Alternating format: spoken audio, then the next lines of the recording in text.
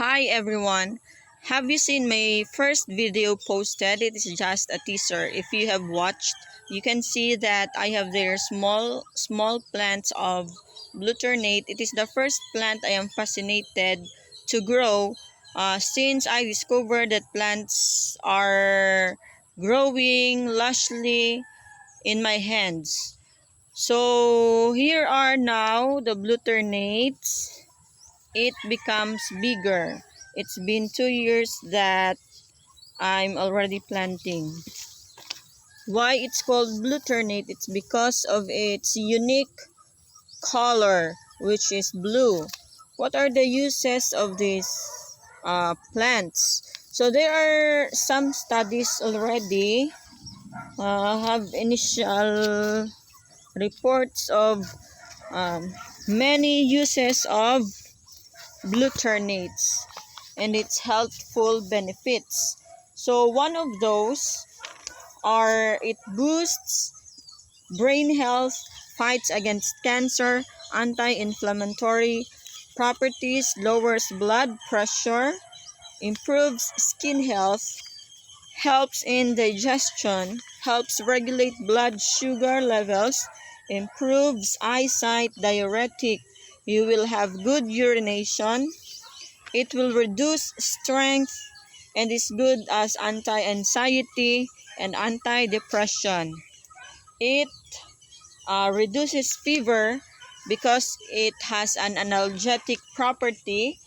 It treats menstrual problems and it promotes good sleep. So how are we going to plant or to grow Blueternate? We will look for the brown seed pods, wherein inside located the seeds. This one. You look for brown or dried already. It is very easy to grow this plant. Okay, so how will we grow this? How will we plant this? So we have here the seedling tray. This Blueternate I plant already for about 2 weeks. Okay, so how we're going to plant? You open the seed pod. I'm sorry, I do not have a videographer. I have to talk, I have to demo, and I have also to video myself. Okay, so please bear with me. These are the seeds inside the seed pod. So you just have to poke a hole in your seed tray cover. Poke a hole cover. Okay. And then you will spray with water. I prefer to use spray because it will protect the seeds from not going out this seed tray. Okay, let us spray. It is important that the seeds must be wet all the time.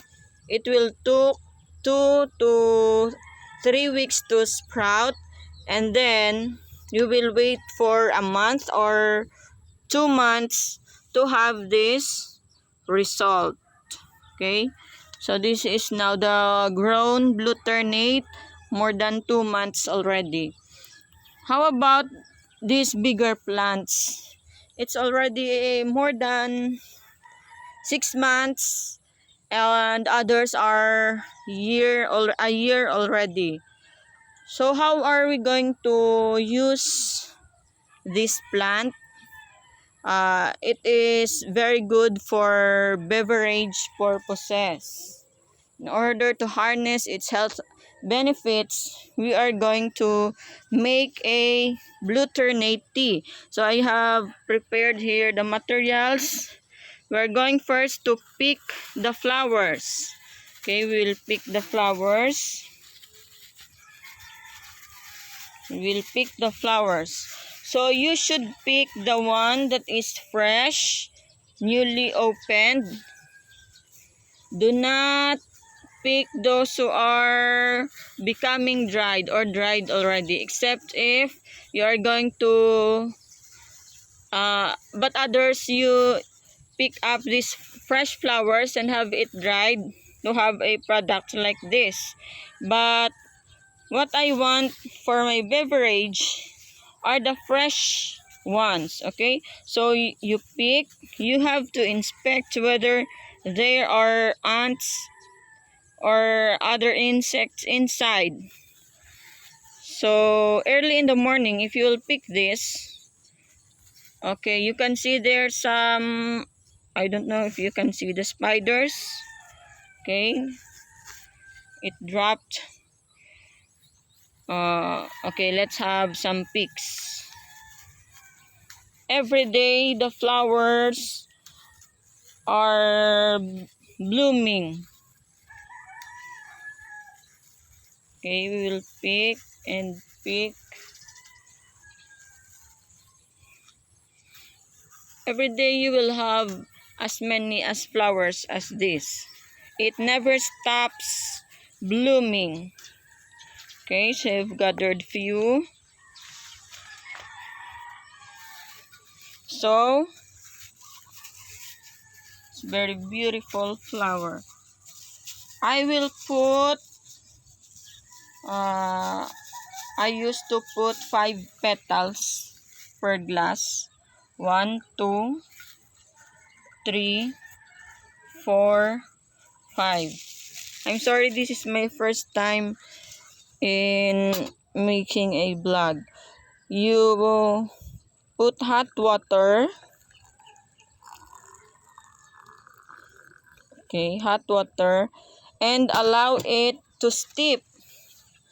Gradually, the color blue from the flower will combine with the water.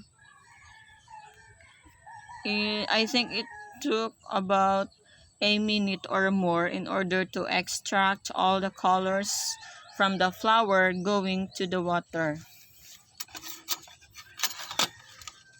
Okay, we can have it stirred. You see, the water turns to blue.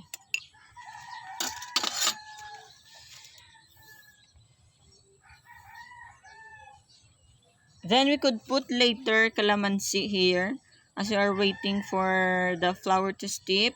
We can put later calamansi and sugar to taste.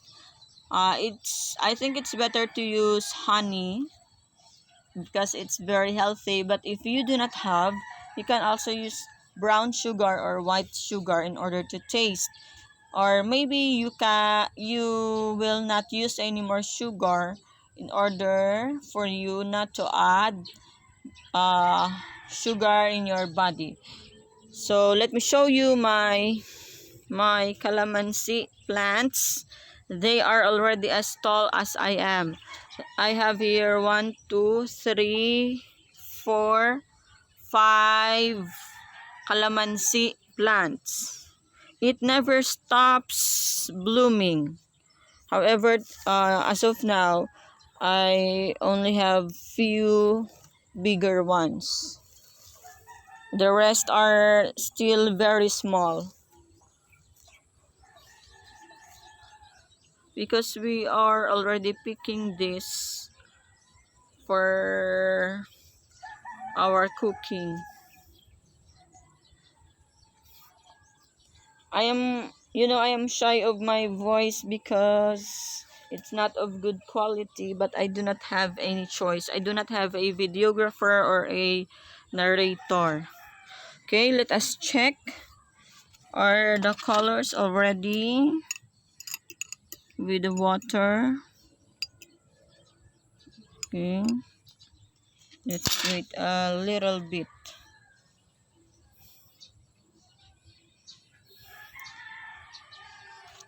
Okay, I think it's okay now. Okay, we will going to throw these petals. We're going to throw these petals. Okay, so we will have this clear blue water.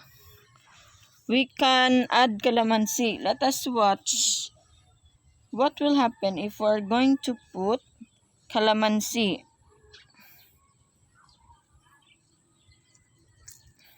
Okay, what have you observed? The color is changing. It's magic. There is magic in nature. So if you have seen, from blue, it turns into purple, pink, purple, but pinkish. Okay, so it will be a very delicious drink. We can add sugar to taste, or you may not.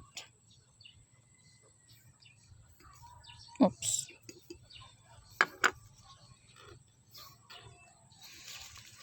Let's have it stir.